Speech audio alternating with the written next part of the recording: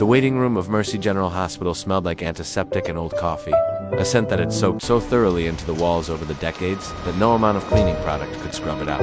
It was a Tuesday evening in late October, the kind of damp, gray night that makes old bones ache, and the emergency room was operating at near. Nurses moved in brisk, purposeful strides.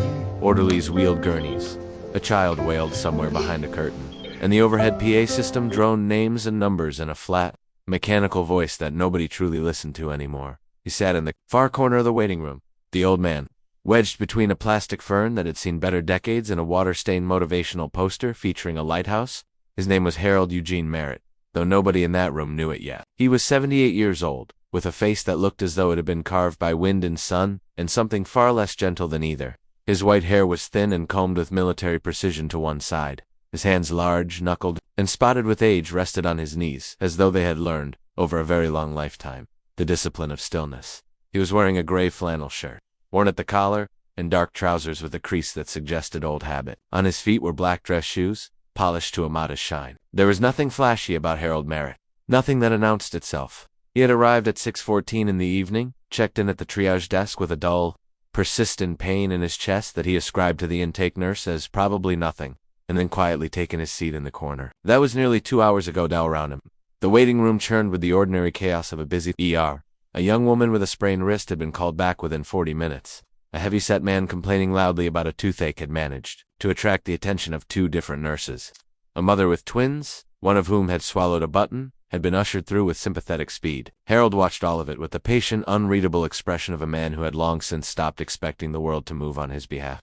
He had learned, over a very long lifetime, the discipline of stillness, and the loneliness that sometimes lives inside it. The charge nurse at the central desk that evening was a woman named Donna Hartwell, 43 years old, sharp-tongued, efficient, and perpetually understaffed. She had glanced at Harold's intake form twice during the shift, noted chest discomfort, stable, non-acute presentation, and moved on to more pressing fires. The ER was not a cruel place. It was simply an overwhelmed one, and Harold Merritt did not demand attention. He never had. At around 8:30 p.m., a young nurse named Claire Holt came on for her second shift of the week. She was 29, with sandy blonde hair pulled back under her scrub cap and the kind of attentive eyes that nurses either have naturally or develop after years of watching people try to minimize their own suffering. Claire had grown up in a military family. Her father had served 2 tours in Vietnam. Her uncle had been career Army, and she had developed, almost without realizing it, a certain antenna for veterans. Something in the posture, something in the patience. She spotted Harold Merritt the moment she came through the staff door. He was still in the same chair, still sitting with that particular kind of upright calm that civilians rarely managed after 2 hours in an uncomfortable plastic seat. She pulled his intake chart from the queue, scanned it, and frowned at the time stamped. 2 hours and 16 minutes. Chest discomfort. Not one follow-up notation. She crossed the waiting room, crouched down to his eye level, a small gesture, but a deliberate one, and said, "Mr. Merritt, I'm Claire. I'm so sorry you've been waiting this long. Let me get you into a bay right now, and we'll take a proper look at you." Harold turned his eyes toward her, and for a moment something shifted in them, a brief, barely softening, the way a man looks when he has been waiting a long time to be seen. "I appreciate that, miss," he said quietly. "No rush." But he rose from the chair slowly, and she noticed the way he pressed one hand to his sternum as he did, as she walked him back through the double doors. She asked the question she always asks men of his age and bearing. "Did you serve, Mr. Merritt?" He glanced at her sideways. "A long time ago?" he said. "Army?" He said nothing more, and she did not press. But as she settled him onto the exam table and began the intake assessment, clipping the pulse ox to his finger and unwrapping the blood pressure cuff, she noticed something she hadn't seen from across the room. On the inside of his left wrist, nearly hidden by his shirt cuff, was a faded tattoo. Small, simple, and unmistakable to someone who knew what she was looking at. It was the crest of the 75th Ranger Regiment. Claire Holt paused. Her hands kept moving, checking vitals, making notes, but her mind had just taken a very large step back. The 75th Rangers. She had grown up hearing enough military history from her father to know exactly what that patch meant. She looked at Harold Merritt again, really looked at him, at the posture, the hands, the quiet endurance radiating off him like heat from old stone. She thought about the 2 hours he had spent in that plastic chair without complaint, without demanding anything from anyone, and something shifted in her chest. She excused herself for a moment, stepped into the hallway, and found Dr. Alan Burke, the attending physician on duty. "The man in base 7, she said, keeping her voice low and even. "Harold Merritt, I need you to hear something before you go in." Dr. Alan Burke was 38 years old, the kind of physician who had graduated near the top of his class at Johns Hopkins, and had the barely concealed confidence that such a record tends to produce.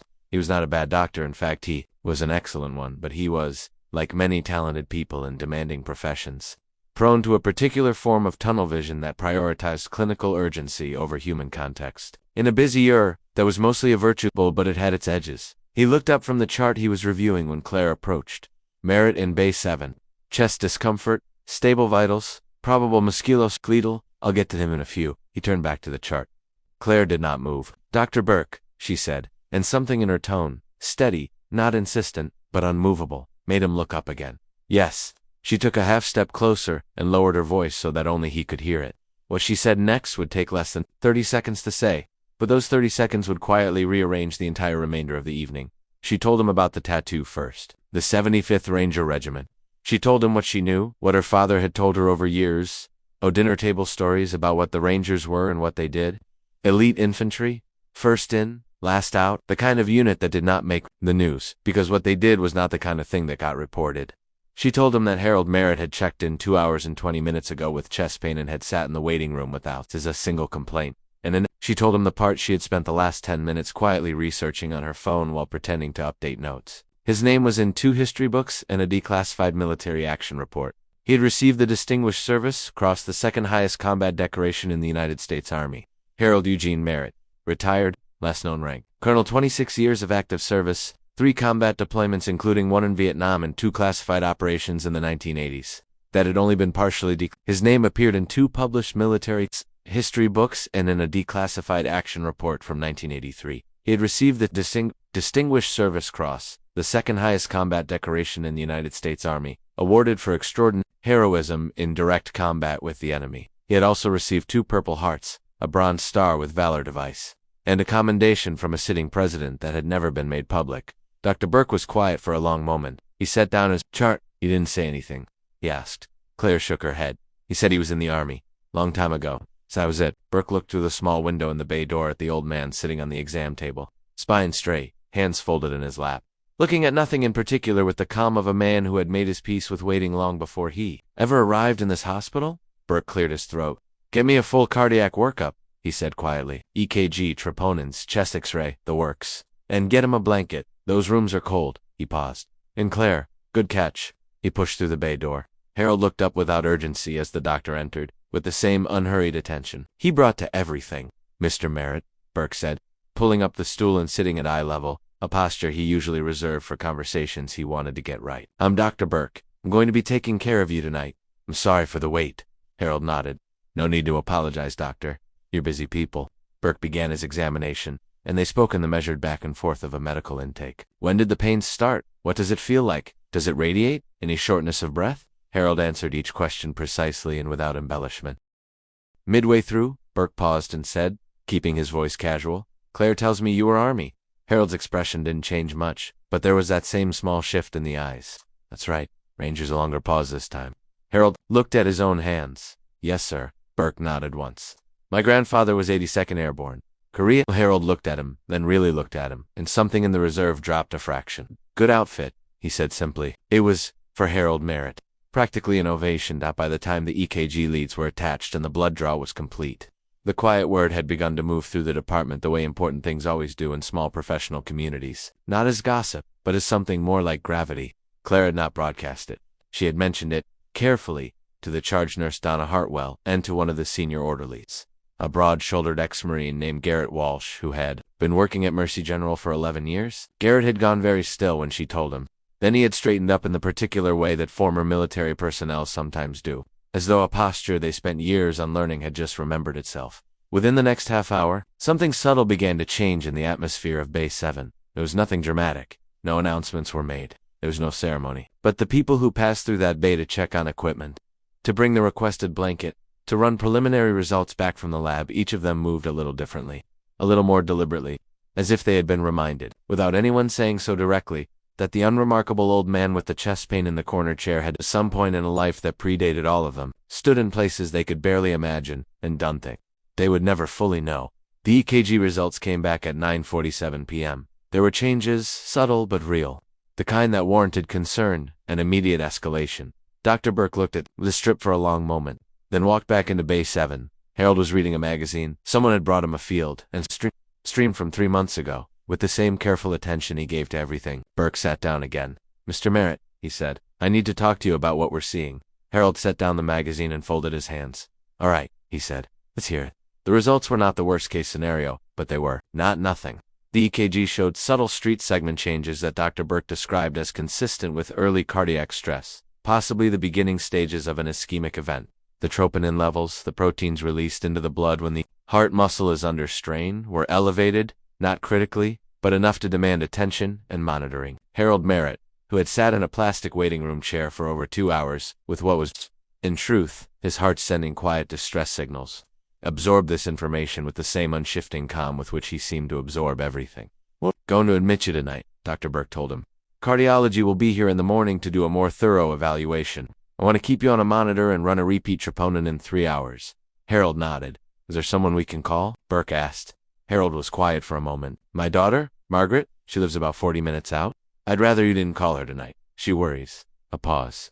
"Call her," he then said, relenting slightly, in the tone of a man overruling his own preference for the sake of someone he loved. Claire, standing by the doorway, made a quiet note while they waited for a room to be prepared upstairs, and while the cardiology on-call team was notified. Something unexpected began to happen in Bay 7. It started with Garrett Walsh, the ex-Marine orderly who came in with a freshwater pitcher and simply asked, while filling Harold's cup, "Sir, were you at Grenada?" He asked it the way one veteran sometimes asks another, not intrusively, not with the feverish curiosity of a civilian, but with the particular directness of someone who has stood in a version of the same world. Harold looked at him for a moment, assessing. Then, "October 83, he said. Garrett nodded slowly. "My uncle was 2nd Battalion, 75th, that week." Harold said nothing immediately, but he looked at Garrett with new attention. "Good men," he finally said. He spoke the way men of his generation spoke about those things, not for effect, not for credit, but because the question had been asked by someone who had earned the right to ask it. That small exchange opened something. Not widely, Harold. Merritt was not a man who talked dizzily about himself, but enough. Over the next hour and a half, as he lay monitored and waiting, fragments emerged. Garrett sat with him when he could, and Claire checked in whenever her rounds allowed. And gradually, in the way that only happens when someone feels genuinely seen and not interrogated, Harold began to talk.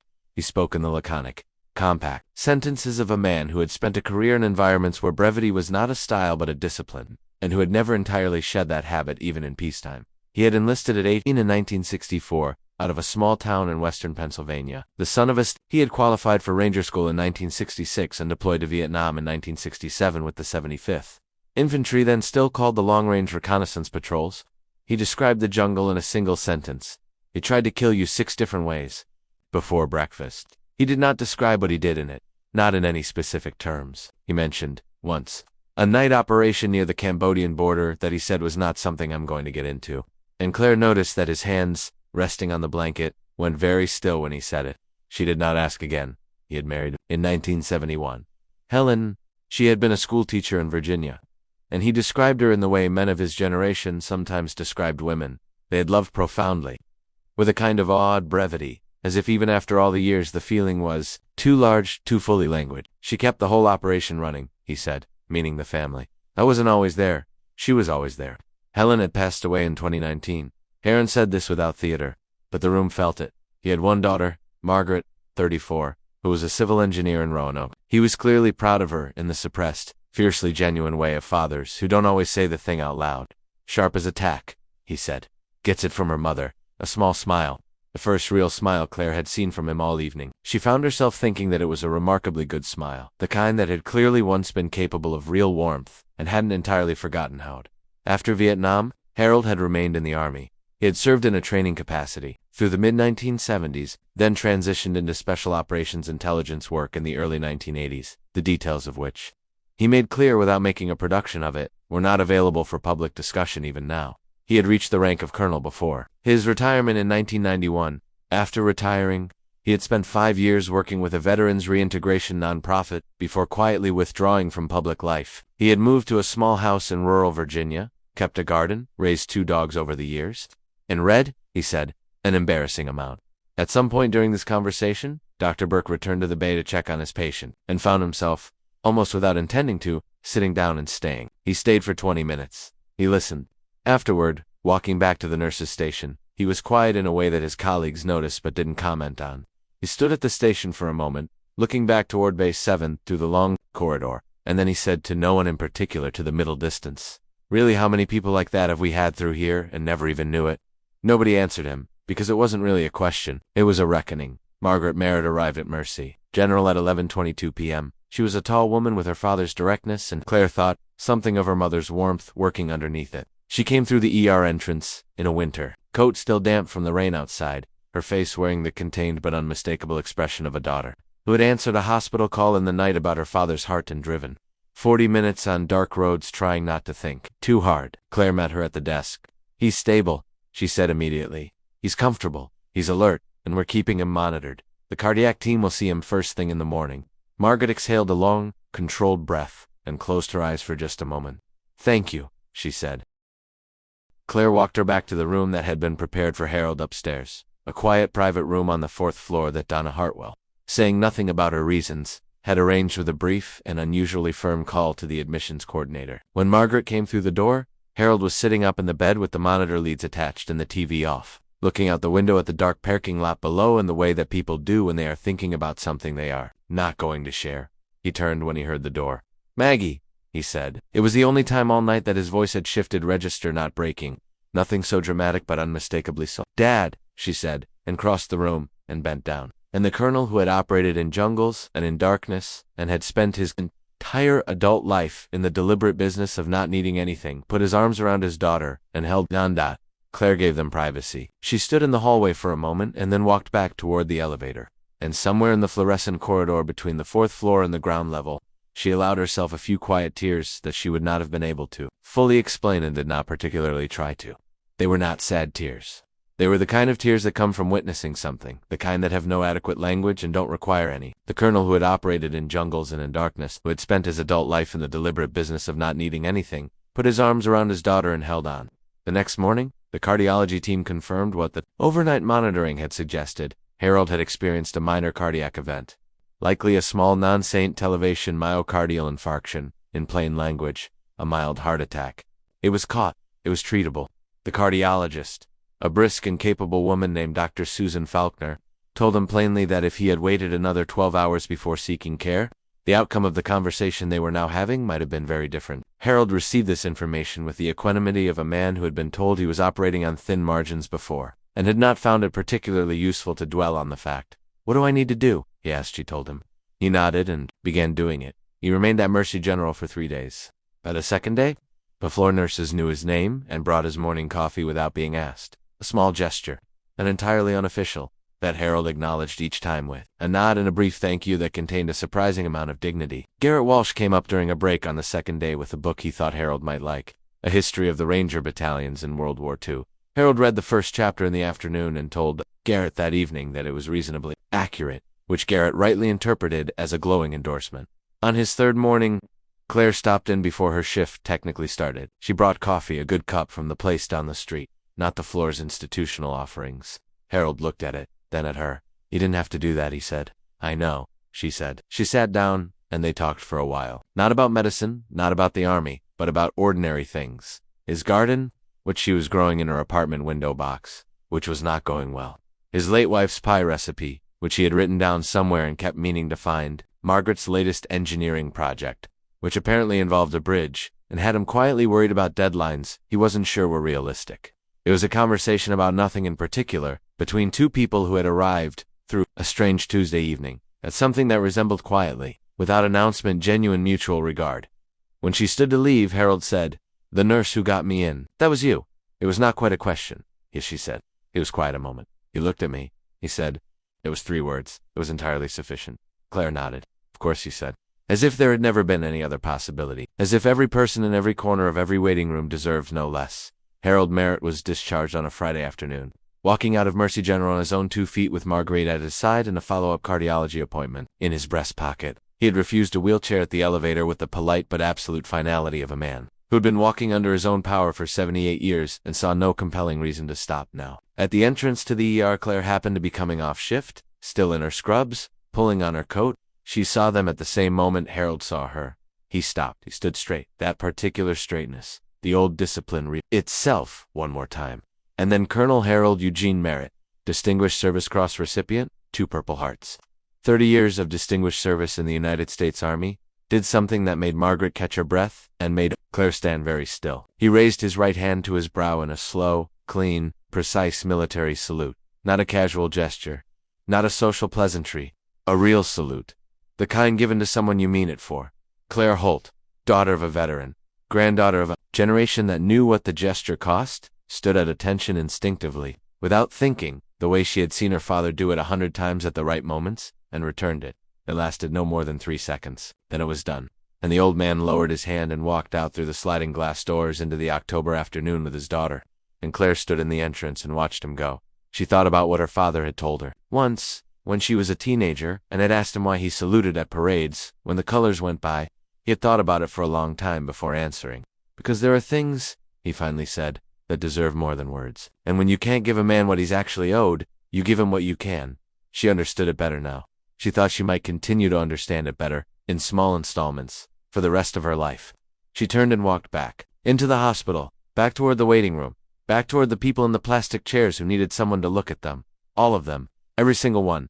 There would be other shifts, other waiting rooms, other patients sitting quietly in corners with histories that nobody had thought to ask about. There would be other moments when the machinery of a busy institution threatened to grind a human being down to a number on a chart, in a time stamp in a queue. And perhaps not every quiet stranger in a waiting room would turn out to carry a story of that particular magnitude. But that was not, Claire had come to understand, exactly the point. The point was simpler and harder than that. The point was to look, to actually see the person in the chair, to crouch down to their level and say, I see you, I'm here, you matter, no rank required.